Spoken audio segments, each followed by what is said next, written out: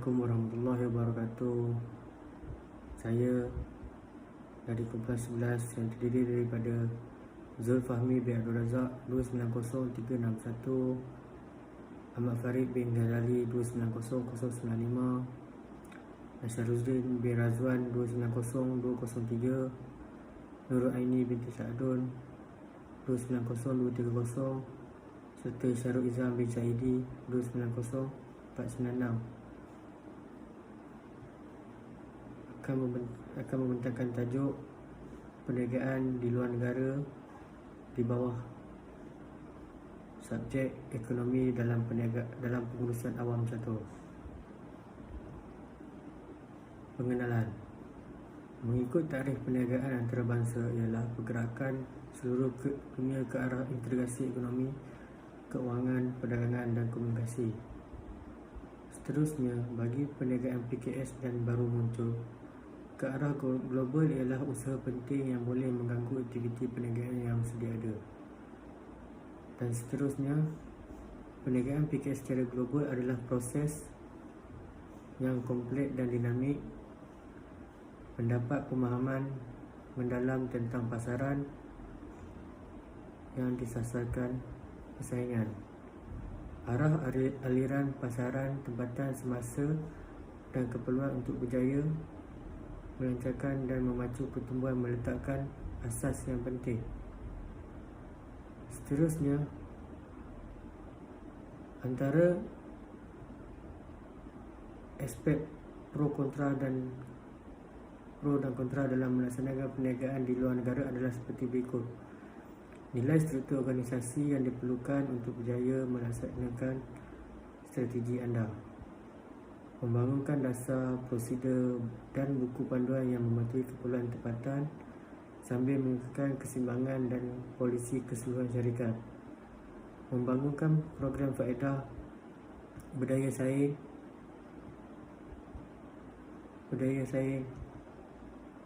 untuk menarik pekerja tempatan yang berkelayakan. Membangunkan pakej pampasan yang kompetitif berdasarkan piawaian dan adat tempatan. Membangunkan infrastruktur teknologi maklumat tempatan yang serasi dengan infrastruktur domestik anda. Dan akhir sekali, urus fungsi gaji dan semua manusia. Sekali lagi, satu proses yang sesuai dengan perniagaan yang lain. Seterusnya, saya akan serahkan kepada rakan kumpulan saya. Sekian, terima kasih. Assalamualaikum warahmatullahi wabarakatuh. Nama saya Ahmad Farid bin Ghazali, nombor metrik 290095. Pada hari ini saya akan membentangkan slide yang bertajuk Latar Belakang Syarikat.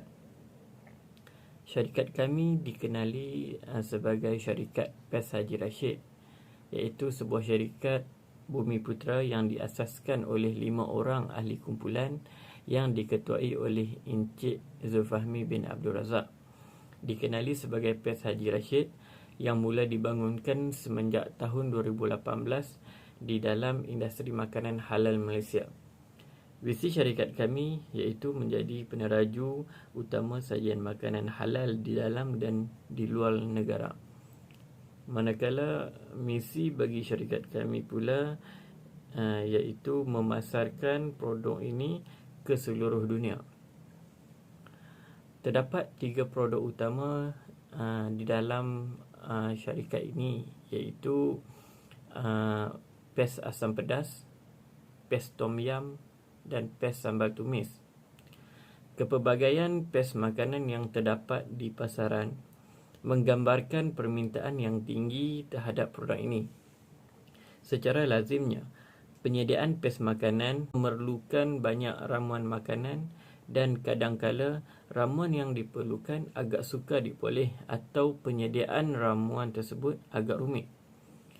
Pengeluaran produk PES makanan oleh pengusaha makanan merupakan satu alternatif kerana mereka boleh menyediakan PES masakan tersebut pada skala yang besar dan boleh dijual serta mempunyai jangka hayat produk yang lama. Namun, banyak faktor yang perlu diberi perhatian memandangkan ada sesetengah PES masakan tidak mempunyai khusus dalam peraturan makanan tahun 1985.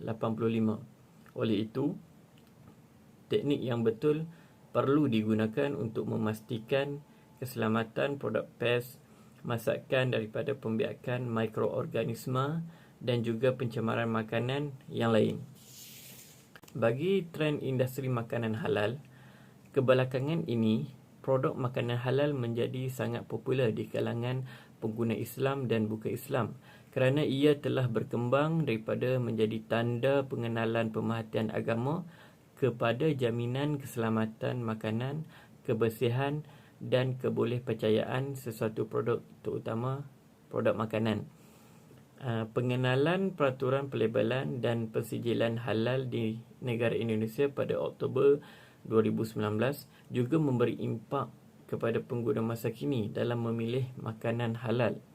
Yang ketiga, pasaran makanan halal global kini mencapai nilai US 1978 bilion pada tahun 2021. Justru itu, pada masa hadapan, saiz pasaran diunjurkan mencecah US 3,907.7 bilion menjelang tahun 2027. Makanan halal merujuk kepada makanan dan minuman yang disediakan dengan ketat mengikut peraturan yang digariskan oleh Undang-Undang Pemakanan Islam. Menurut undang-undang ini, arak, darah daging babi, hasil sampingan daging babi dan darah haiwan yang mati sebelum disembelih dan yang tidak dibunuh atas nama Allah adalah dianggap haram atau tidak boleh dimakan. Selain itu, produk halal dibungkus dan disimpan dalam peralatan yang telah dibersihkan mengikut garis panduan yang ditetapkan.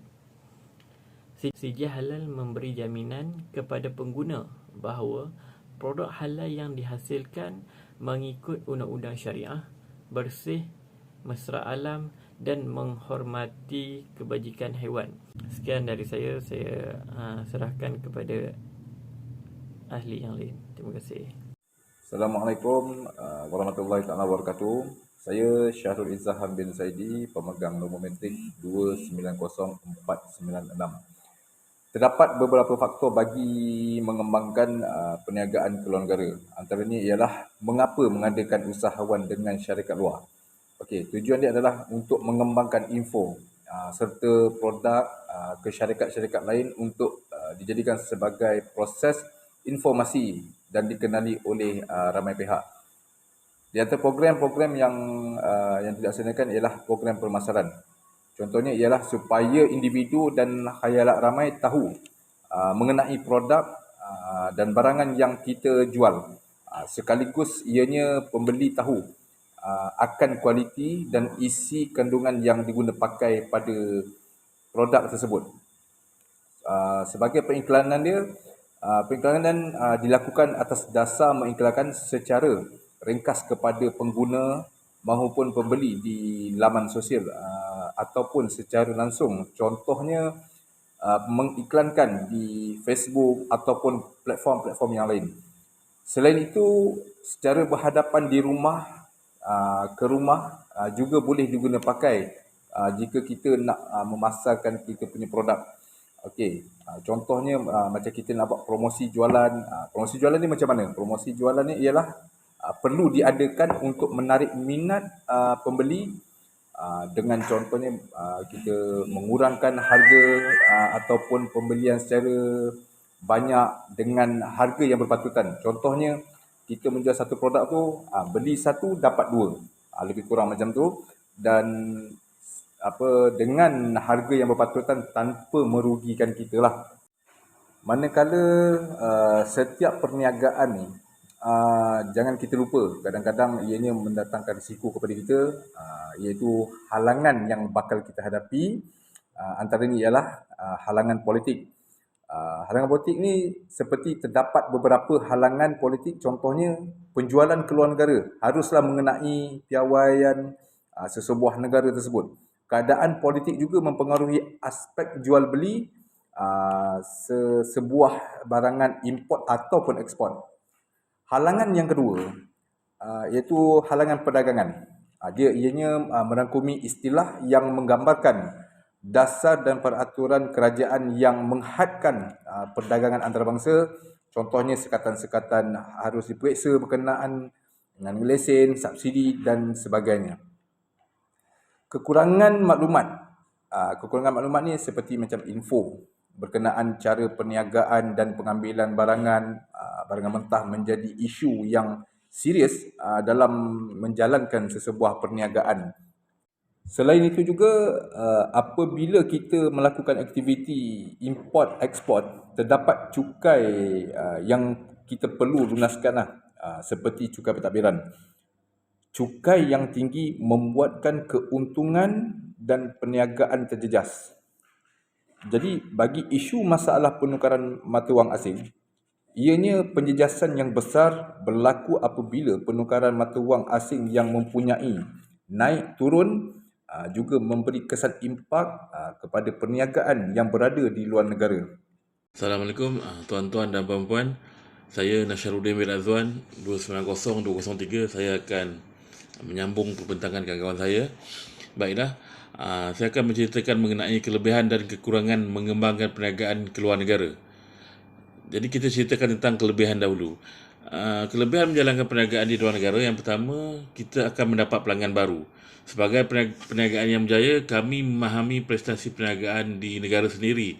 Tapi siapa tahu berapa ramai lagi pengguna dan pelanggan yang boleh kami dapatkan di lokasi baru. Jadi dengan penyelidikan dan pelaburan betul, kami akan mencapai kumpulan prospek baru yang ada potensi dan semangat untuk membeli produk atau perkhidmatan yang disediakan. Kelebihan kedua adalah mengurangkan risiko perniagaan. Sebagai pemilik perniagaan dengan syarikat di pelbagai lokasi dalam dan luar negara, ini akan sedikit memberikan kelegaan tekanan jika satu-satu lokasi ada mengalami kemelesetan atau krisis seperti wabak yang sedang kita lalui. Lebih banyak negara kita beroperasi dan maka lebih banyak turun naik perniagaan yang akan kita lalui. Jadi perniagaan kita akan lancar dan lebih mudah untuk kita urus. Jadi kadang-kadang menubuhkan perniagaan di berbagai lokasi membawa skala ekonomi kepada proses permulaan. Kelebihan ketiga adalah mengenai mengambil kaki tangan baru. Kejayaan syarikat mungkin bergantung pada orang yang bekerja dengan kami, sama seperti tindakan dan keputusan secara peribadi. Memperluaskan perniagaan ke lokasi antarabangsa boleh memberi kami akses kepada pekerja baru yang lebih berbakat dan tidak ternilai, dan rakan kongsi perniagaan yang akan membawa perusahaan ke peringkat seterusnya. Kadar pengangguran di negara tersebut yang tinggi akan memberi akses yang lebih baik kepada pekerja mahir dan guna tenaga penuh. Keempat, kelebihannya adalah meningkatkan kesedaran jenama.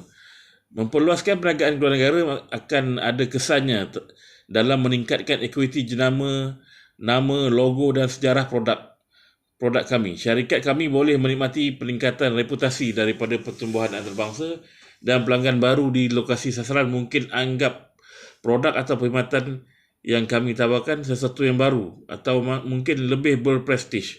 Syarikat kami juga akan ada peluang yang lebih besar untuk meluaskan capaian harta intelek, tanda dagangan dan hak cipta ke kawasan baru. Kelebihan yang kelima, menjamin pelaburan asing. Firma pelaburan dan pekerja tidak diagihkan secara sama rata di seluruh dunia.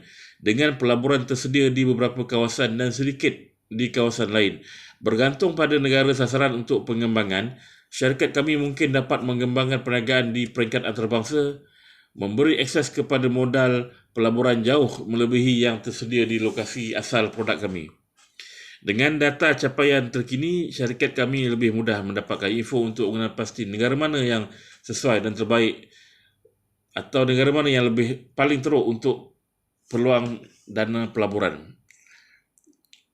Seterusnya, yang keenam, menurunkan kos.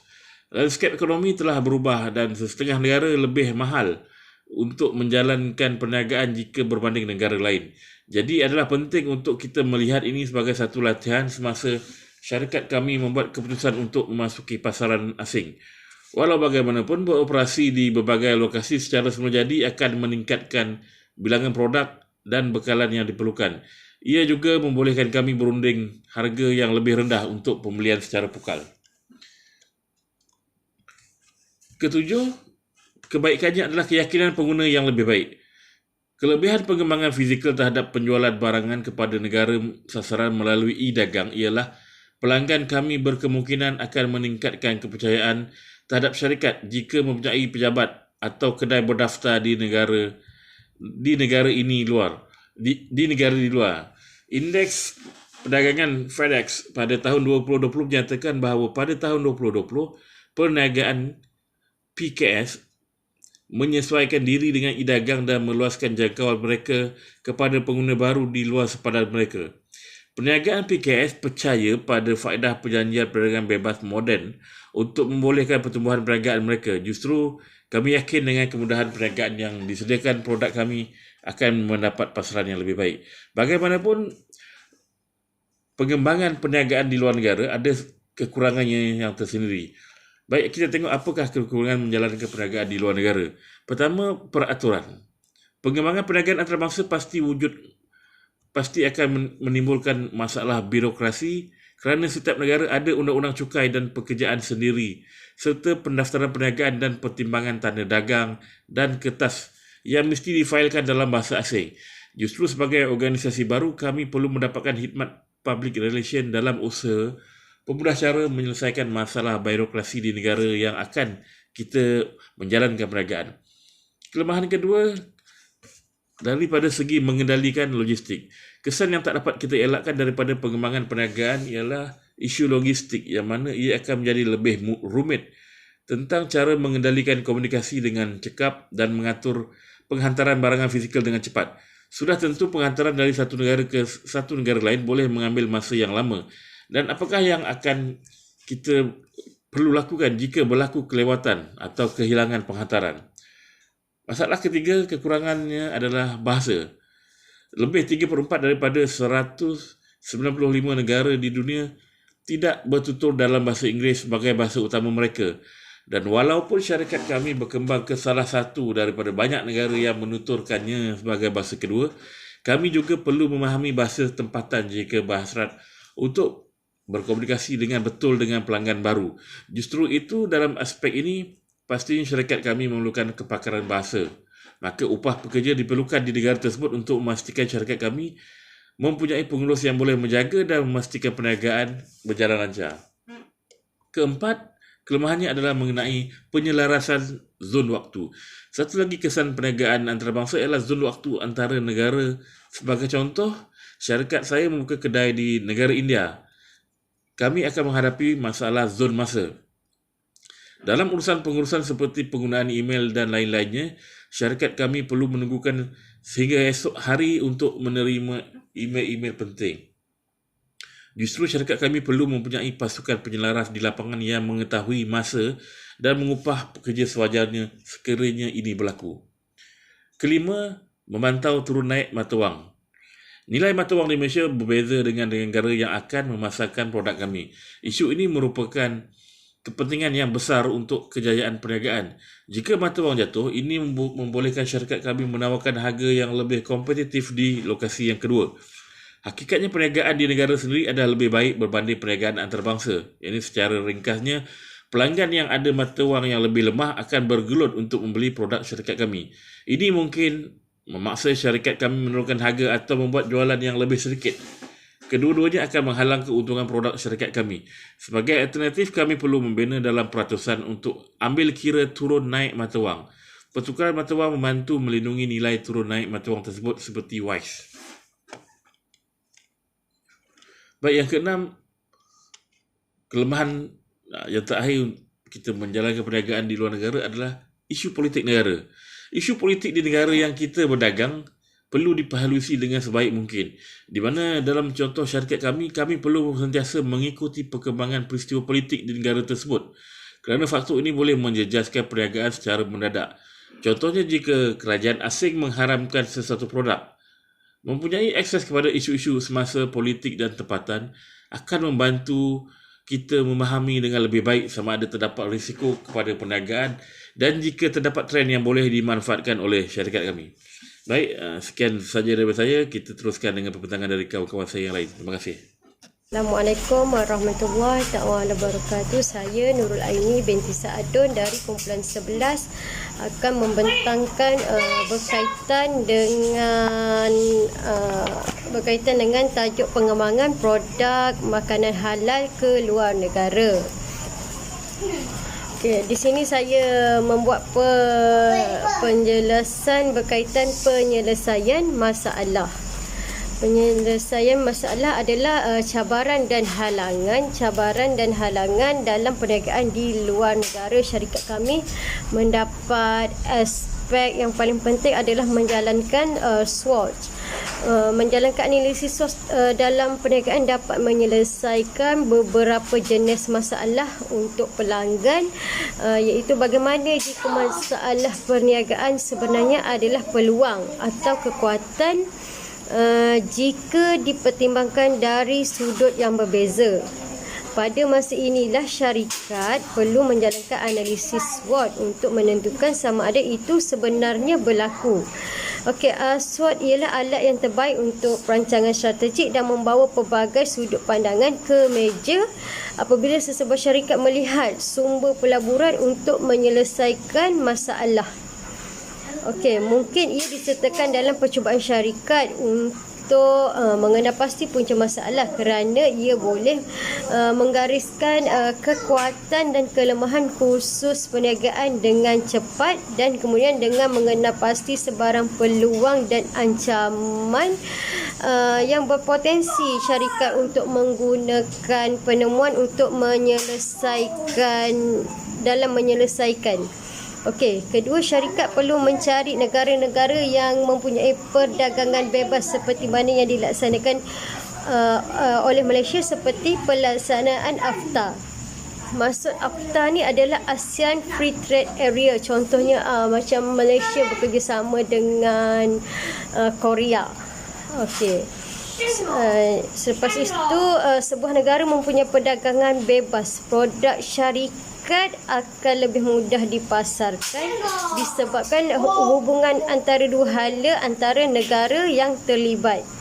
Dalam masa yang sama akan melahirkan produk lain yang boleh dipasarkan seperti Al-Manurah 2007. Ketiga adalah menjalankan usaha sama. Cara yang paling cekap untuk mendapatkan akses pasaran yang lebih baik seperti syarikat kami telah menggunakan perjanjian usaha sama untuk mengembangkan perniagaan ke negara lain.